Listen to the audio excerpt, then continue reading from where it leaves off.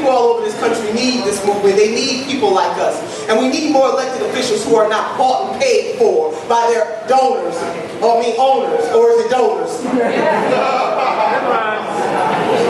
We come into a point in this country where the oligarchs, people are just absolutely buying elections. And there's something wrong with that in the United States of America. Nobody should be able to buy a seat, and the only way that this system is going to continue to do what it does is if we sit on the sidelines. Sisters and brothers, democracy is participatory.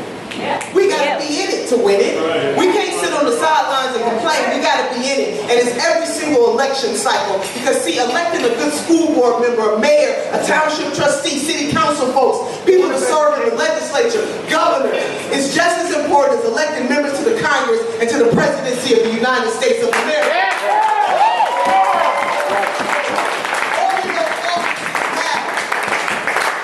And if you're not willing to do it for yourself, do it for the mother in Akron that I met who told the story about her son who had a heart condition.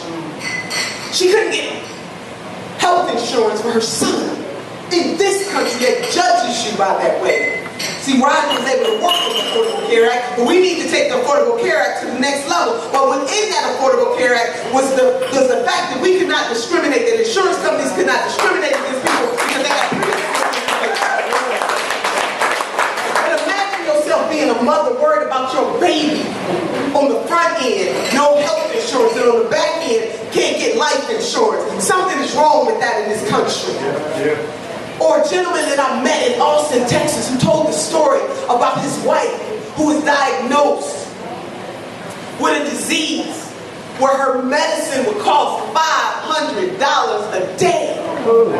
They are solidly middle class, but how solid could their middle class status stand under $500 a day worth of medicine? Something is wrong with that in the United States of America, where folks go bankrupt just because they have a condition, a medical condition that they cannot control. Meanwhile, pharmaceutical companies and insurance companies are making money hand over fist over the bodies of people in this country. Something is wrong with that. And we must fix our immigration system. It needs to be humane, and no child coming to this country should be separated from their mama or their dad. We need racial justice reform. Don't get me started on that. And we need folks to recognize that Mother Earth matters.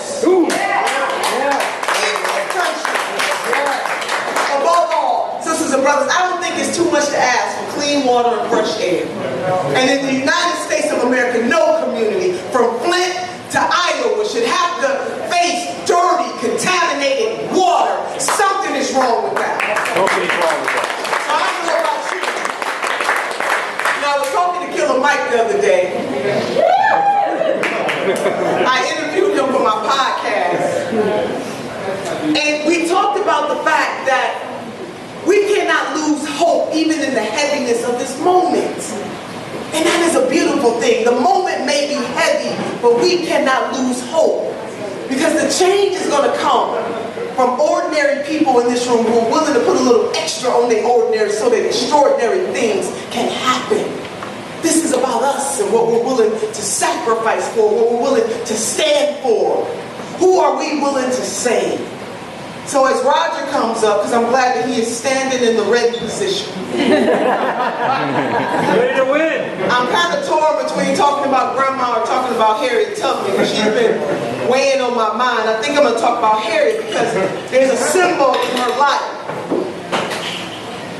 We all know that she was a slave. She escaped to freedom. She could have rested on that escape and say, I'm free and don't worry about nobody else. But she went back and got her family members. And after she went back to get her family members, she could have said, you know what, my work here is done. But that mission was so heavy on her heart that she knew she had to go back over and over and over again to save somebody else. Sisters and brothers, my question for you this evening is who are you willing to go back to save?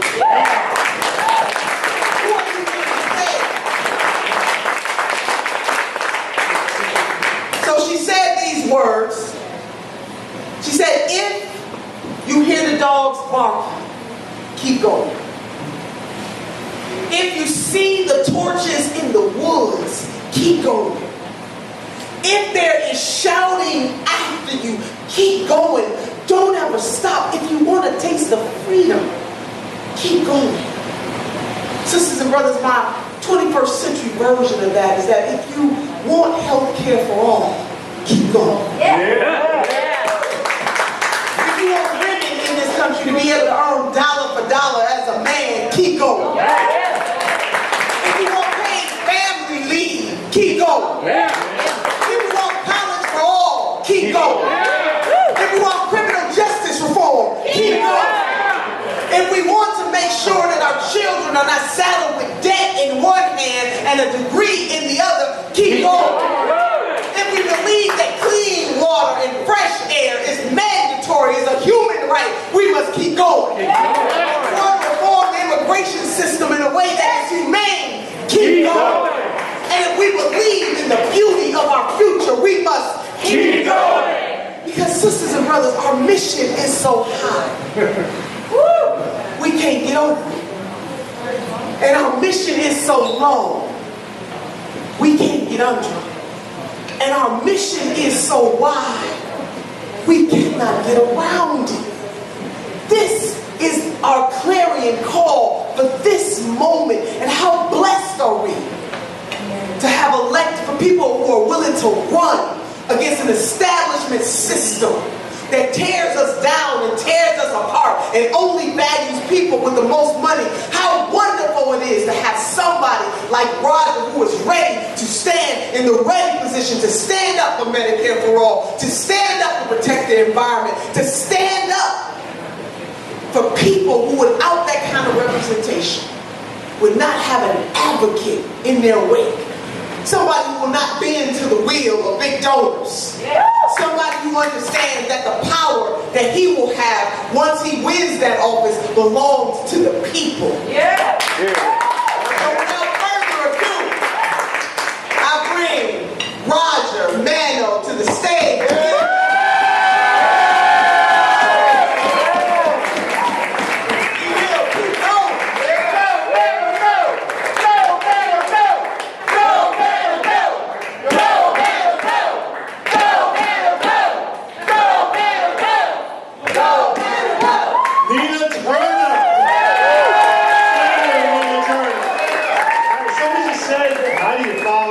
I'm not even going to try. Senator, you came a long way. You've been on a long road to be with us tonight. We're not done. Give up a seat for this lady. Yeah, somebody give Senator Turner a seat. Thank you. I can't follow that, and I'm stuck between Nina Turner and Ben Jealous. That's a tough place. Let me just say thank you all for being amazing advocates and warriors in the struggle for people. That's what this is about. People. And I'm going to bring it down for a minute because I can't get above Senator Turner. That's why we're doing this. I'm a scrappy kid from Hell's Kitchen, from the west side of Manhattan, who had some hard times, and I'm not telling a story that many of you aren't familiar with because most of you have lived through this or have lost a loved one because they were poor and didn't have health care or were screwed by a system that was stacked against them from the day they were born. We're approaching a caste system in this country. It shouldn't be that way in America. It should never be this hard for people. I lost my dad when I was a little boy. I was 6 years old. He was a carpenter, built things with his hands. He had no money. We were happy, but he had no health care because he was poor. And that left my beautiful young mother and I in some terrible, terrible times. And I lived in the streets, I was in a group home. I only tell you that, not because I'm proud of it, but because I want you to understand that I get it. I've been there. I made it out of that mess because of good angels who pulled me out of the street, and good social programs. And it's that simple. And that is really what this country's about. And I grew up wondering why kids like me, had those hard times, and other kids ate good food and had vacations and went to good schools and had nice clothes and had dads, and some kids didn't. And it was just bad roll of the dice, bad economics. And I wanted to do something about that. The senator knows this story. I went to the Salvation Army and I got a suit and I cut my hair and I knocked on the door of my state senator. And I thought, I've arrived. And I asked how I could help do casework. And do you have anything in the healthcare area? Because I wanted to fix that. And I got chances to go to community college. I went several times, and then the 4-year school, and I made it out of there. And then I was a White House intern, and I got a chance to go to law school, and I wanted to work on healthcare. And there was a congressman from Detroit who, growing up, I saw on CNN and C-SPAN, who was a fire-breathing freedom fighter. And I wanted to go work with him. And I got a chance in my last year of law school to go work with John Conyers from Michigan. I met a guy around the corner from my office who said, "Hey, what are you doing?" And I said, "What are you doing?" He said, "I'm working on universal single-payer health care." And I said, "That sounds really cool. I've been looking for you." "How do we do that?" And he said, "Well, come on." And I went and hung out with him in this guy's cubicle.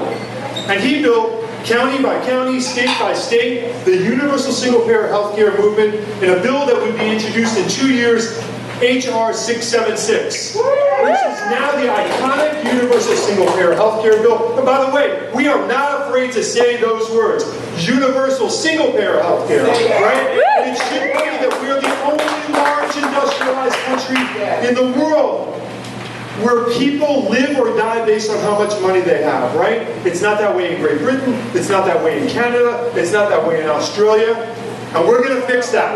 So, I'm going to just go down the list of what the great Senator Nina Turner said, right? We're going to give health care back to the people. We need a health care system for everybody. Medicare for all, universal single payer, right? Because health care is a human right. And we're going to establish it as a legal right for the first time in America. We're going to do that, right? Yeah! Number 2, we need a universal jobs plan, man. There was a time in this country when we built good jobs with benefits, right? With health care and retirement security. And we're creating a generation of jobs in this country that are minimum wage. By the way, forget $15 an hour. We need $25, $35 an hour. We can do that. And it shouldn't be that hard. So we need a jobs guarantee program in this country. We can do that. We're going to get that done in Congress. Number 3, Garrett County, the reddest county in the state of Maryland, figured out, Senator Turner, how to give universal tuition-free college to every kid in Garrett County. Why can't we do that in America in 2018? We're going to get that done. And last but not least, as long as babies are being ripped out of the arms of their parents.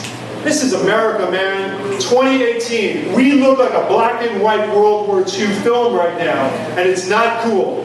We need to create a feasible, economic, humane immigration system in this country. And while we're at it, we need to abolish ICE. Finally.